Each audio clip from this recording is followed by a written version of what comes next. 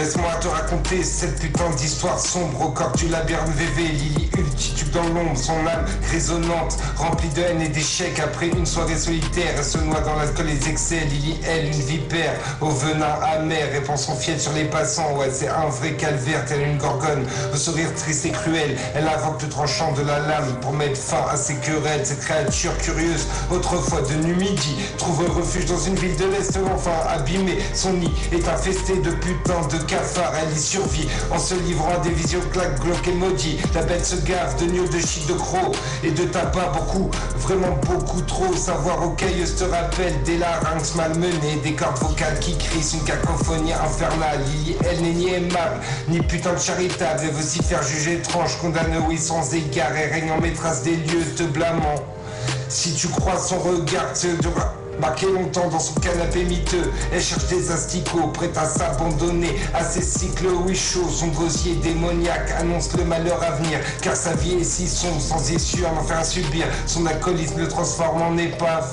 Son mari l'a quitté après l'avoir tant rabroué. Garde partagée, allocation, une solitude qui frappe fort. La stabilité s'échappe, laissant place au remords. Sans l'amour de sa vie, elle cherche des substituts. L'amorie devient libertine, offrant oui, oui, son cul. Mais les plaisirs charnels ne suffisent plus à la combler. La dépression, oui, s'installe, ses démons la font sombrer. La fumée et l'alcool deviennent ses seuls remèdes. Sa santé se détériore, et oui, elle enseigne. Sur internet, elle cherche des rencontres sulfureuses. Mais son aura, oui, malsaine, n'attire que des âmes douteuses. Lily, elle, guenon aux abois. Elle veut se faire pilonner par de jeunes laquais, assoyer de plaisir dépravé. Mais son odeur de cigarette et de crachat volcanique repousse les putains de téméraires, elle reste pathétique. Tu la croiseras sûrement, rabaissant des femmes attirantes, leur vouant une jalousie malsaine, une rage dévorante. Elle complimentera les jeunes mal espérants, les séduire. Mais dans son entrée infestée, elle finira seule à maudire. Fais attention à son état, elle n'est que ruine. Bientôt son logis engraissera le poil de chat et l'urine si tu la croises. Menace d'allumer l'aspirateur. Yo, écoutez toute cette histoire que je vais vous raconter. C'est celle de Justine qui a vécu l'enfer. Elle a enduré un harcèlement des mensonges, un cauchemar sans fin.